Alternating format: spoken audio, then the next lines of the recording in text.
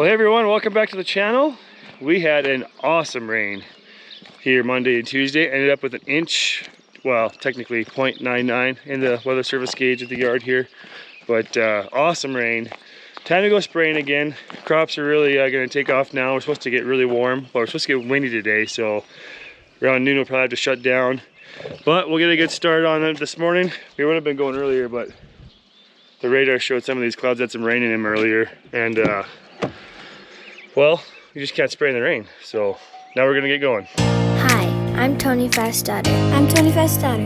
I'm Tony Fast's daughter. My family's been blessed to farm in Montana for over 100 years now, and it wouldn't be possible without the great team we have and blessings from our Savior Jesus Christ. Well, the sprayer just took off with the first load. I'm filling water up. Remember I said there was like showers on the radar? Well, they're back. So, sprayer's just sitting in the field waiting.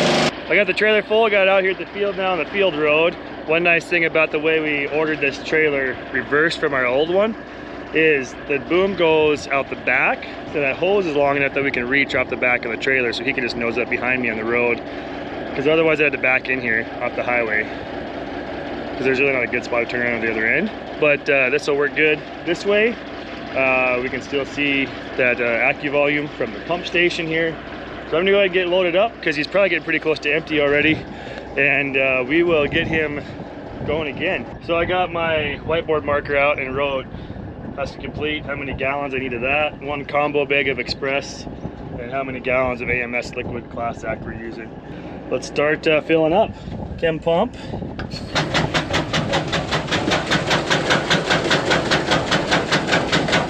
Run that up to 17.1 gallons. Need 8 gallons. Class Act. That's filling up. So I took a Sharpie, wrote on all these so they're a lot easier to see. Still need to do those 2 tanks. Oh, there's a sprayer. Fill a little water in that because this is a dry product. Here it goes in.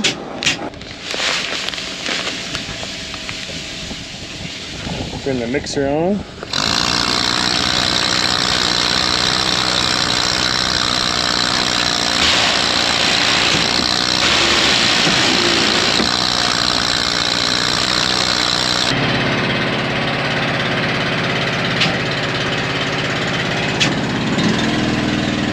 Going on the sprayer.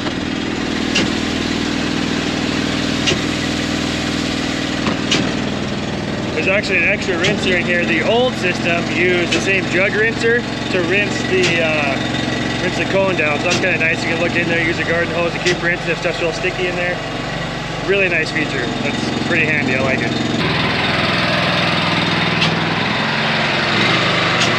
There he goes. Loaded up again. Well, the next batch is on the spray trailer. I moved across the highway. Dad's finishing spraying that field and he's gonna jump over here.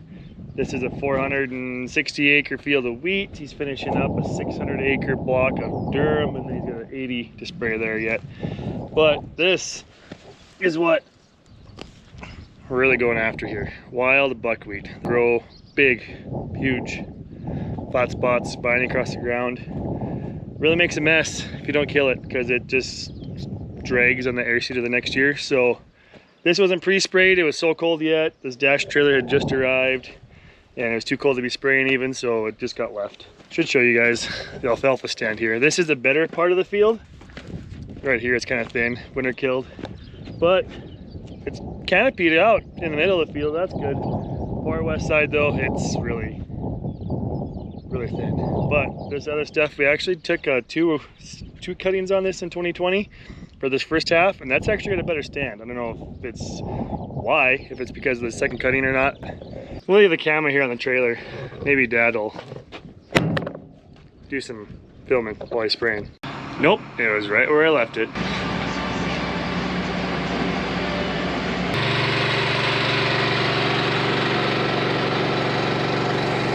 Well, the trailer is empty of water. We're gonna head back to the shed, fill that up, and then head to the next field, because this load will finish up this 460 acres.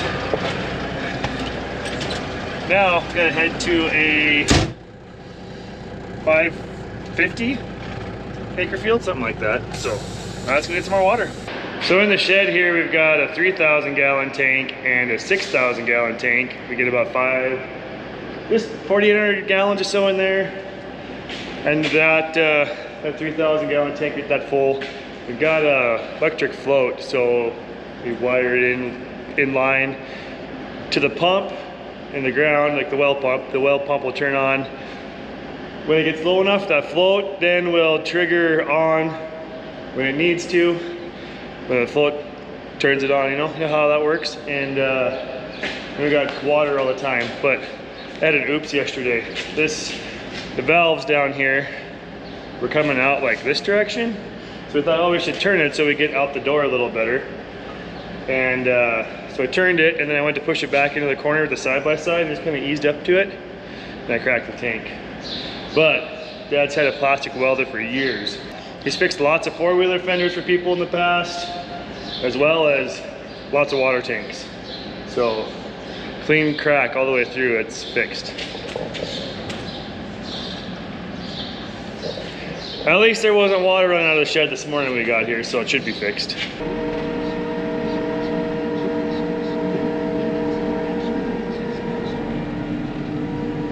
Well, Tony left the camera on the trailer. I bet he wants me to take it. So I took it, and I'm going to go spray. He headed up north to get a load of water. We put down 10 gallons of water today, and we ran out. So he's going to get that, and I will spray the last load that I've got water for. Hopefully he's back by the time I get done.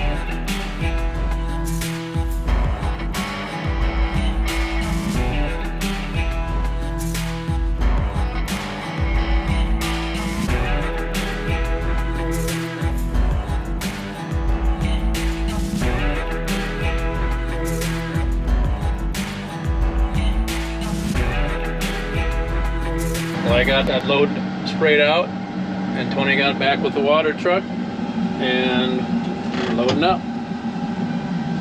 We start the pump.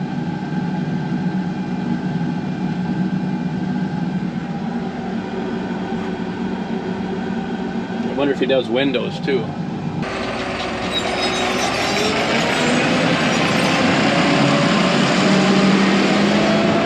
Boy, those brakes get squeaky from the dust.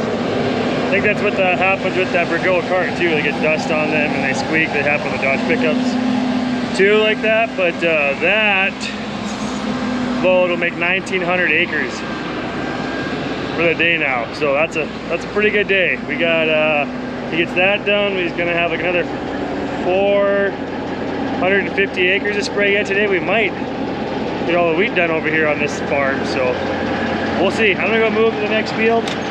He's gonna go, he's kind of been jumping back and forth since I took off and got another tanker load of water. So I'll go to the field he was just on. He's going to another field to finish that up, and then we'll go back over here, I guess. I would have gone here and then gone there, because then we go straight south to the next field after that. But whatever, this will work.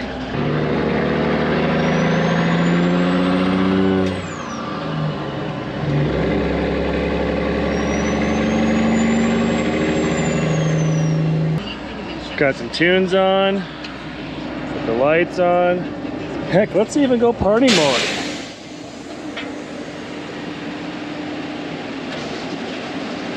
Oh yeah.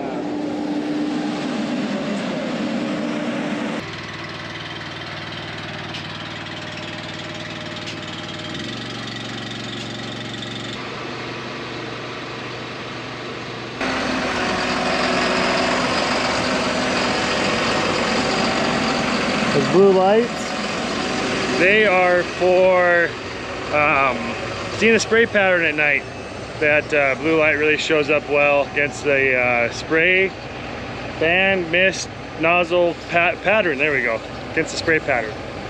So unfolding, he'll finish up this field, and we might be done for the day. We'll see.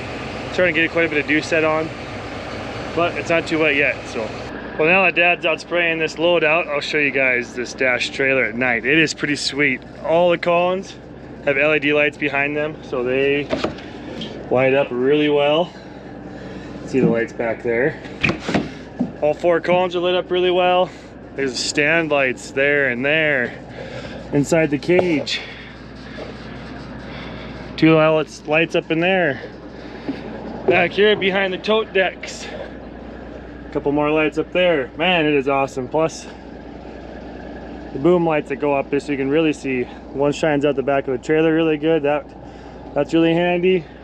All the way up, you can see the truck's lit up on the stack there. Very well done, Phiber. I like all these lights. Last trailer did not come. Well, it was our trailer we retrofitted with the Dash 1. This is the Dash 4.2. We had a Dash 4.1, I guess. But Dad just made a stand like this one here that was just one light kind of shine. It worked good. It shined up on the cones really good, but man, now when you're feeling when the sprayer's not close by, it's really lit up well. Like, look at that. Just awesome. Well, good morning.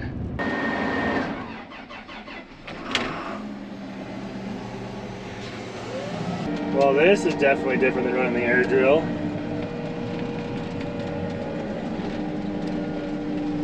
Everything's going pretty smooth here. We got one more field after this of wheat to spray down here on this farm. And then we're switching to pulses.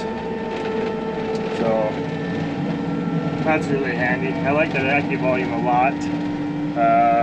You guys been asking about different upgrades on the sprayer. That is really handy.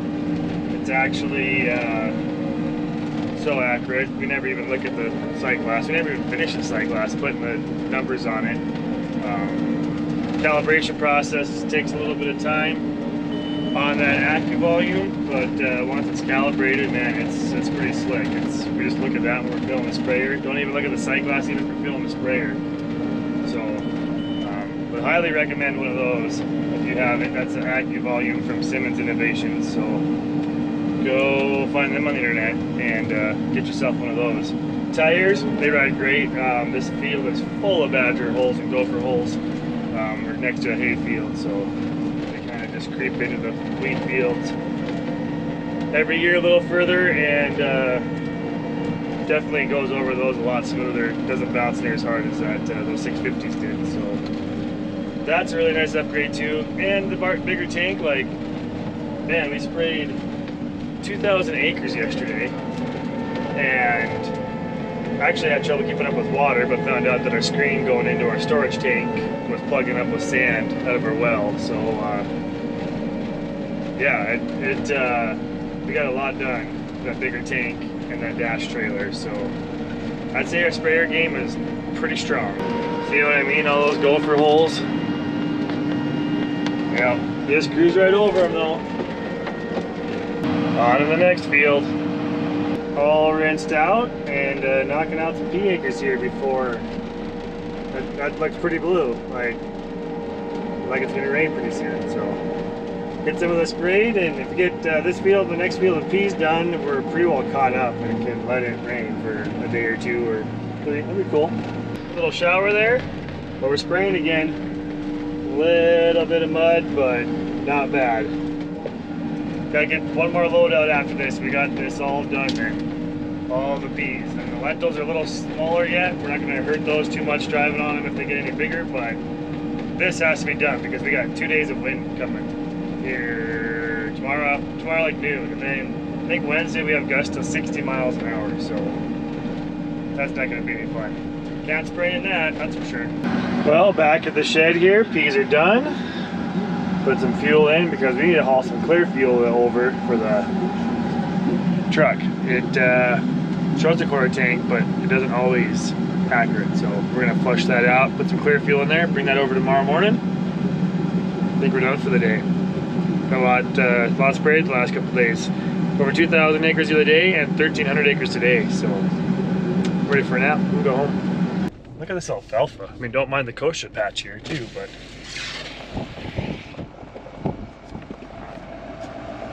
this stuff's getting pretty thick.